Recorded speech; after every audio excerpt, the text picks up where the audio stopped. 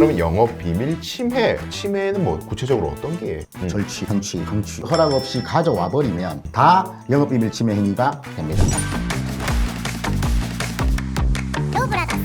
자, 그러면 영업비밀에 대해서는 이제 이해가 된 것 같습니다. 그러면 영업비밀 침해라는 개념이 이제 법에 나오는데, 우리 이때까지 이제 비밀을 들고 나오는 것만 주로 얘기했습니다. 침해는 뭐 구체적으로 어떤 게 있는 겁니까?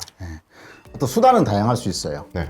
절도로 가져오는 경우 절취, 속여서 가져오는 경우 편취, 안 주면 죽인다 라고 해서 가져오는 경우 강취, 뭐 이런 방법들이 다양해요. 네. 아니면 누구를 시켜서 가져오도록 꼬시는 경우도 있고, 이 어떠한 여러 가지 방법들을 통해서 재산범죄를 불러일으키는 방법이죠. 네. 이 방법을 통해서 그 점유에 있는 것을 허락 없이 가져와 버리면 가져온 사람, 가져오라고 시킨 사람, 네.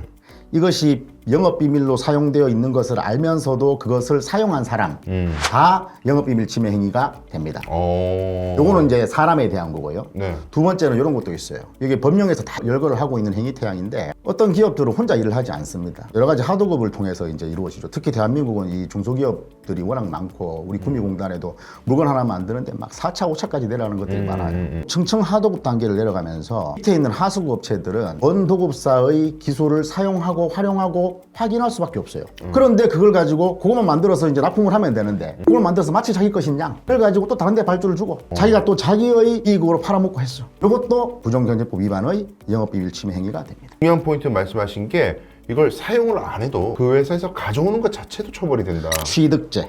가져온 건 아니지만 예.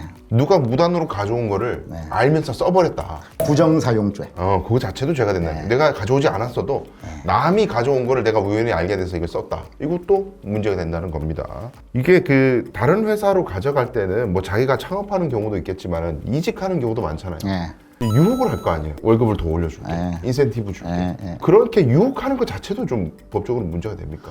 유혹하는 거야 뭐 문제가 되겠습니까만은 그게 외부로 이제 표출이 되는 거죠. 실제로 그 행위가 착수가 된다거나 예비를 한다거나 미수에 끼친다거나 이런 것들도 다 공범으로 처벌받을 수 있습니다. 그러니까 이제 유혹할 때 영업비밀을 가지고 오라는 의미에서 유혹을 한다 그러면 교사가 시키는 거니까.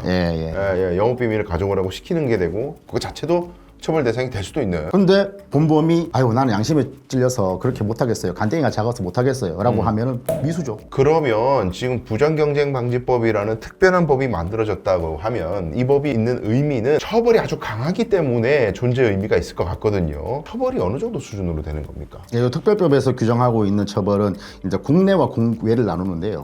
국내 유치를 경우에는 10년 이하의 징역, 5억 원 이하의 벌금입니다. 요새 또 중국으로 많이 갖고 나가요. 그러겠죠. 이건 국부의 유출로 보거든요. 국외 유출은 훨씬 심하게 처벌합니다. 15년 이하의 징역, 15억 원 이하의 벌금입니다. 와, 세다. 그리고 이제 판사가 만약에 이 벌금형을 선택을 하잖아요. 그러면 침해 행위로 얻은 이익이 법정 상한 그 벌금인 5억이나 15억이 안 돼. 그러면 2배나 10배까지 벌금을 더하도록 돼 있어요. 법에서 판사가 그렇게 선고하라고 명시를 해놨습니다. 선고형이 한도가 5억이니까 5억하고 15억이니까 그게 안 되는 경우에는 2배에서 10배까지 해서 이까지 채워줄 수 있다고요. 그러니까 벌금을 높인다는 거죠. 예. 그러니까 내가 얻은 이득보다 벌금이 훨씬 더 많이. 너무 적으니까 100억치 이득 본 사람은 벌금을 막 확 띄워서 할 수도 있다. 패가 망신할 수 있다는 거네요, 한마디로. 그리고 수사 단계에서도 보면은 이 영업비밀 유출 행위가 발생해서 피의자가 인지가 됐는데 이 사람이 계속 영업비밀을 쓰고 있고 이 업체가 계속 비밀을 사용해가지고 부정한 이득을 취득하고 있어요. 그러면 수사하고 공판해서 뭐 항소하고 상고하고 해서 2년 걸리는데 그대로 놔두면 됩니까? 너무 오래 걸리니까 피해가 계속 누적되겠네. 후속수사 원칙. 공속으로 해야죠. 잡아넣어, 일단. 이어놔야 될 거 아닙니까? 그리고 또 도망갈 수도 있잖아요. 그거 들고 딴데. 그렇죠. 도주 우려가 있죠. 범죄가 중대하죠. 피해가 계속 반복될 우려가 있죠.